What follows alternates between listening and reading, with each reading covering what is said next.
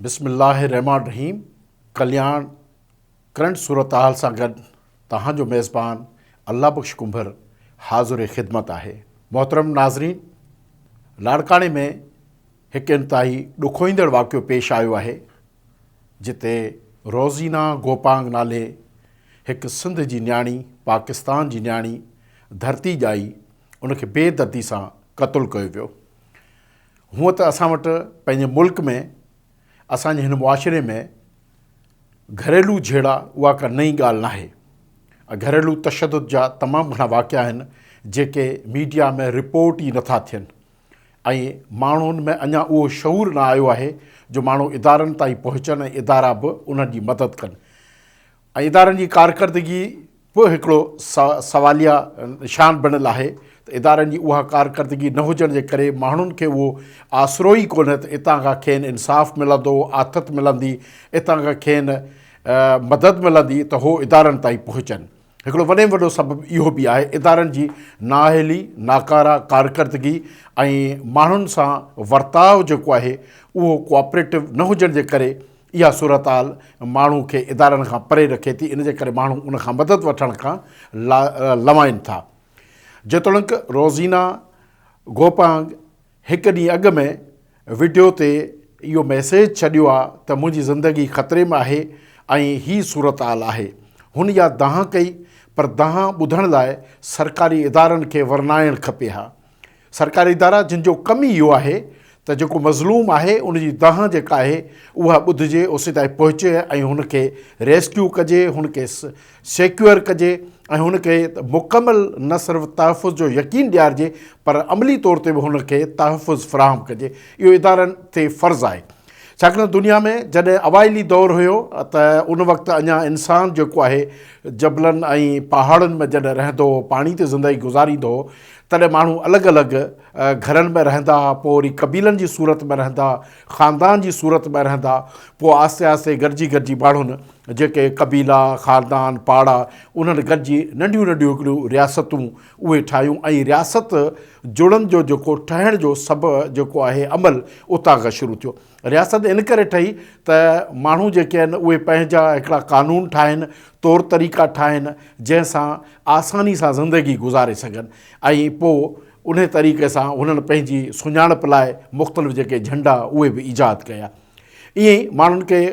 जेको शऊर ईंदो वियो ऐं माण्हुनि कानून ठाहिया ऐं उन कानून जे तहत उहे रहणु लॻा ऐं जिते उन जा जेके सरकार वटि ईंदड़ वसीला आहिनि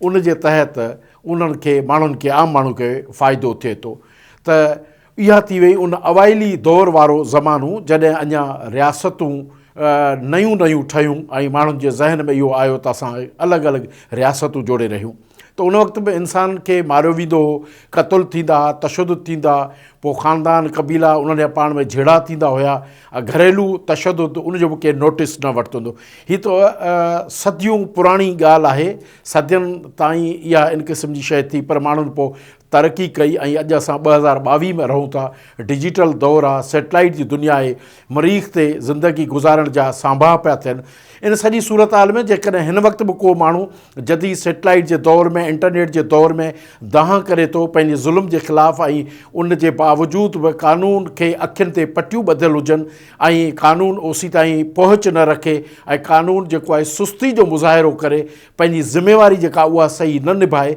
ऐं पोइ हिकिड़ो जेको इंतिज़ामी हवाले सां जेको उहिदो संभालींदड़ हिकिड़ो शख़्स, हिकिड़ो फ़र्द उहो फॉर्मेलिटी पूरी करण लाइ हिकिड़ी प्रेस कॉन्फ्रेंस करे हिकिड़ी वीडियो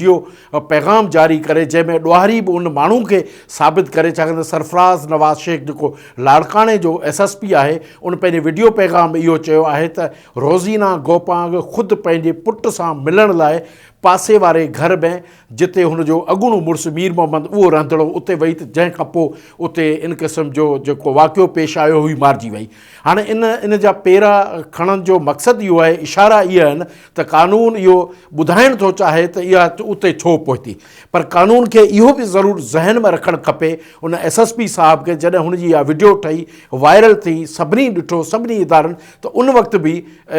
इहो फ़र्ज़ु शामिलु हुयो इदारे ते त उहे उन ताईं पहुचनि हा ऐं उन जी दांह खे वरनाइनि हा, हुनखे तहफ़ुज़ न वञे हा। हीअ इंतिहाई हिकिड़ी ॾुखोईंदड़ ॻाल्हि आहे त इदारा पंहिंजी फॉर्मेलिटी पूरी करण लाइ जेकॾहिं बयान जारी कनि, वीडियो जारी कनि ऐं इंसानु मारिजी वञे, क़तलु थी वञे ऐं हिकिड़ो ख़ौफ़ तारी थी वञे ऐं जेके घरेलू तशदुद अॻे ई आहिनि ऐं घरनि जे अंदरि जेके ज़िंदगी गुज़ारीनि थियूं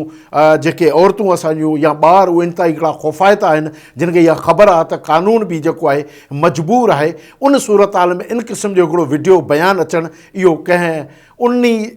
हिसे जो आहे जिते मुजरिम बि उते बीठल आहे त उहा वीडियो बि उते बीठल आहे। पर इन खां अॻिते जेको सहकार थियणु खपे, छाकाणि रियासत जे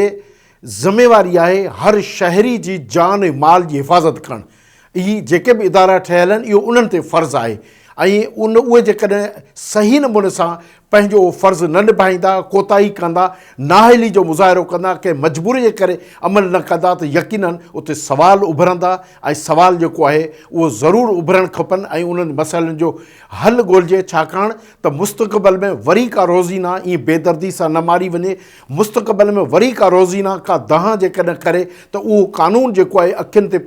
पटियूं न ॿधल हुजनि ऐं उहो दहा उनजी वरनाइजे, ईअं उहे ॿार बि महफ़ूज़ थी सघनि ऐं उहो जेके कमज़ोर माण्हू आहे उहो ॾाढे जे ज़ुल्म ऐं ज़्यादती खां बची सघे ऐं हिकिड़ो पुरअमन मुआशिरो जेको आहे उहो असां वटि